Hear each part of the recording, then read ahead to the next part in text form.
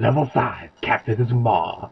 Welcome back to Let's Play The Legend of Zelda Link's Awakening. I'm Lady Gear to you, and today we're going to be entering the 5th dungeon in the game. And now there's a 50 more dungeons than there were Majora's Mask. It's super exciting! Anyway, we were introduced to a new enemy.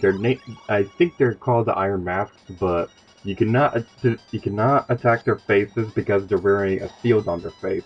You can only attack their back. They're kind of like that one enemy in Kingdom Hearts where they have armor in the front, so you can only attack their back. The Iron Masks that are a little bit annoying in the beginning at the beginning of the dungeon because you can only attack their backs and they move around kind of randomly.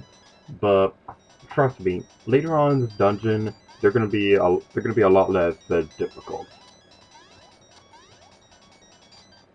And remember how you get into this room because it's going to be important for later on in the dungeon.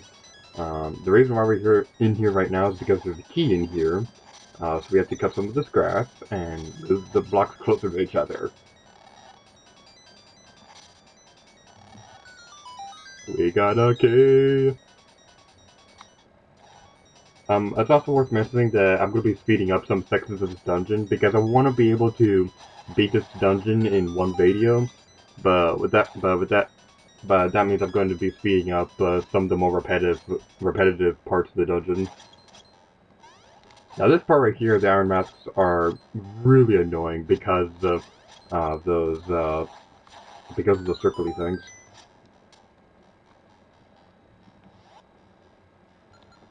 You can also defeat them with with jars and stuff.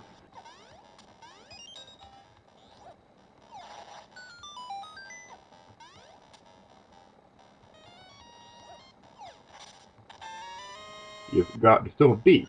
Let's find the owl statue that belongs to it. I still don't understand why they changed it from a stone tablet to a stone beak.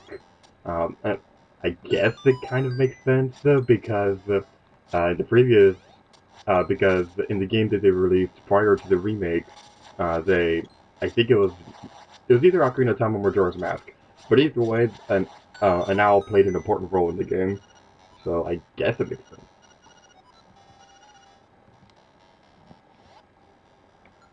As the owl statue suggested, let's equip our bombs. Oh no, it's a giant skeleton! This is the Master Staltos. The owl statue suggested that we need to use bombs to defeat this thing. The sword alone would not harm it. You need to cripple it with the sword and then bomb at it.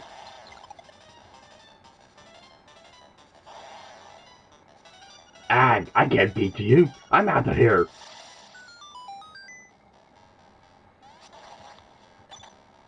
I've got what was inside this box. Come and get it, if you can. Oh no, he stole the item. That item's my only true friend. Not really. Let's destroy these jars, because we're evil. Okay, slight edit right there. I was running around for a couple minutes looking like an idiot, but luckily I remember where I'm going. Kind of. Anyway, what we want to do next is that we want to go into the room on the right.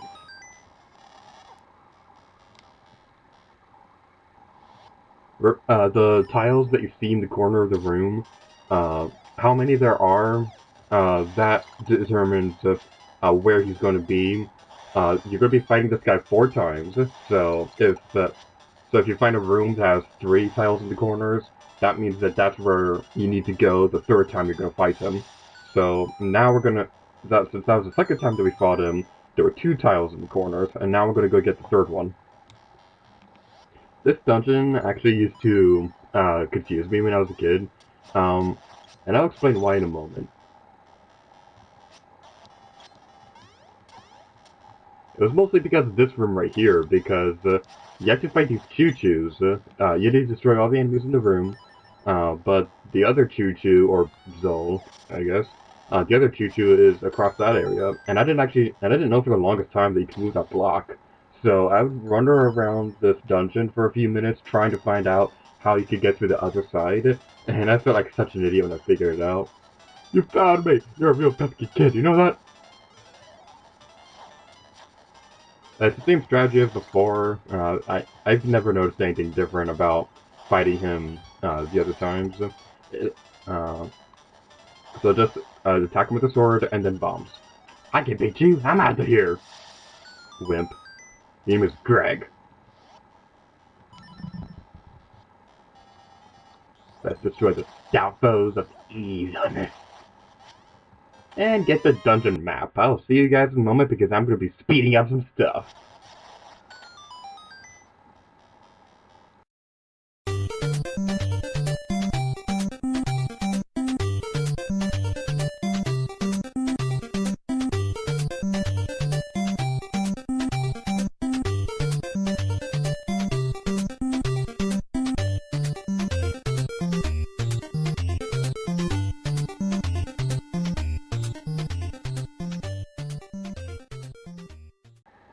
Back in the room where we got the first key. Let's go. Now it's time to go into the room on the left.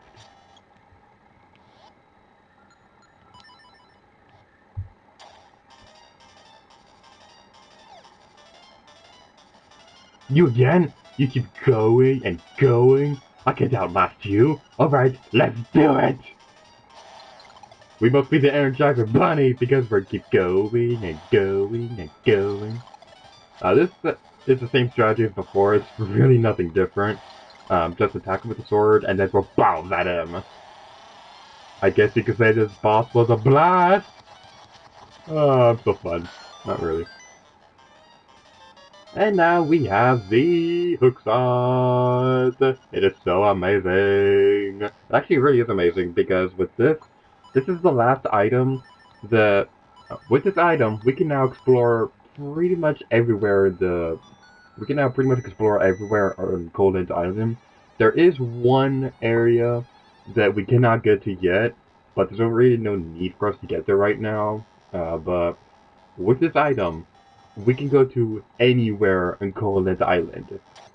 Well, almost, but you know what I'm saying. The overworld is fully open. We can go anywhere we want, aside from that one area, but we don't really need to go there right now.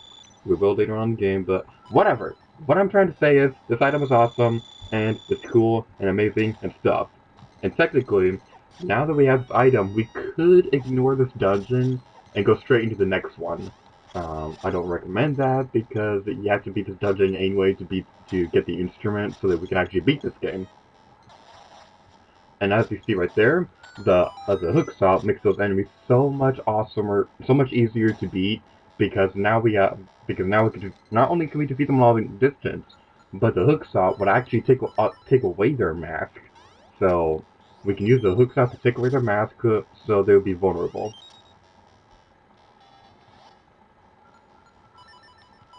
And as with any other Zelda game, we can use the hook shot to cling onto things far away. It's pretty much like the grappling hook in Tomb Raider, where you use the grappling hook to swing across gaps and stuff, except the hook shot is awesomer because it's a hook shot. Who doesn't love the hook shot?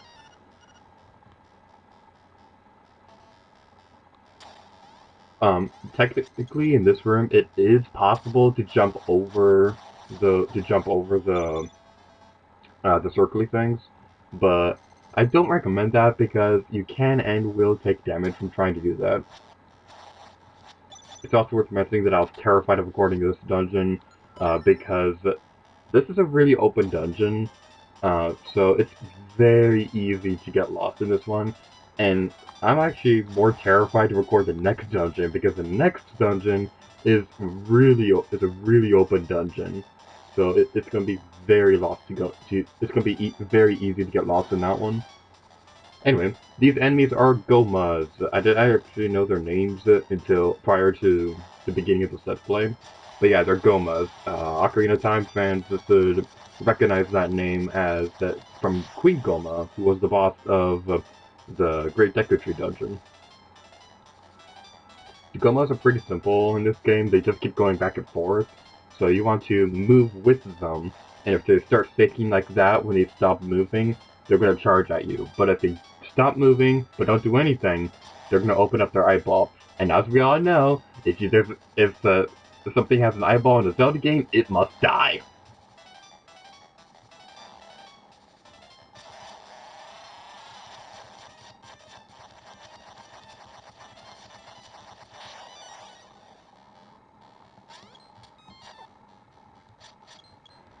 as the Elf statue said during the speed up, there are going to be two torches. If we dive underwater where they collide, that's where we need to go. Uh, this is something that actually confused me about this game, and I don't know why, but it's something that always confused me because I always thought that whenever I replayed through this game, I thought that that puzzle was to solve something in Angular Tunnel and not this dungeon. And Meanie Beanie even helped me out one time when I got lost in this dungeon, where she reminded me about the torches and stuff.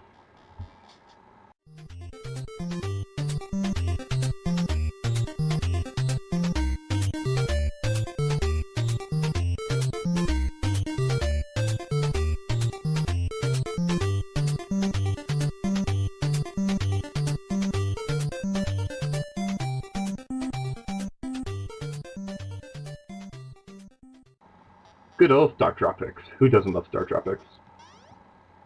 And the cameos continue. There's a Bowser statue up there that we need to use our hookshot to get to.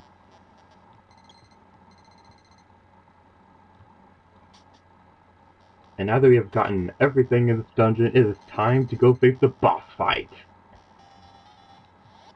First, let's re-equip our items. We have the sword and the hookshot. And it's time to go face them. You are the outsider. Come to wake the winged face. Hee I silence you!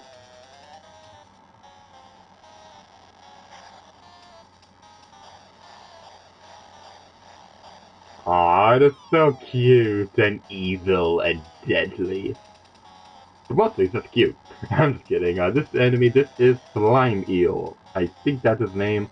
I'm not 100% sure, but I think that's his name. Anyway, what we need to do is that we need to use the hookshot to drag his face out of those hole things, and then attack the heart. This boss can be a little bit annoying because of the tail that circles around the room. It makes it so that you can't just stay in one area. It makes it so you can't just stay in one area and just wait for him to come out. It's always going to be random which one he goes towards. But I've noticed in more recent playthroughs that he seems to try to go towards the one that's on the opposite side of the room as you. So you have to be pretty quick about how you're doing this. I said I don't really recommend having the feather in this one. It might help you, but right there, that's an attack. Sometimes he'll trick you, and when you pull him out, he'll blow up.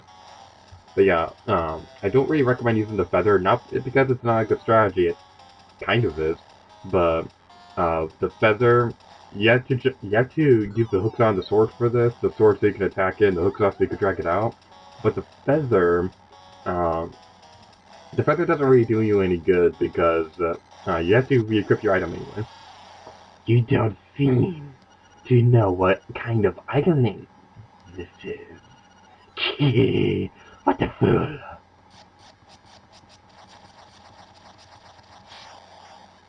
What kind of island this is? I wonder what that could mean. And with that, we're gonna end this video off here. So, thank you guys for watching this video of The Legend of Zelda Link's Awakening. And until next time, near dear to you. Oh yeah. I just winked at the camera.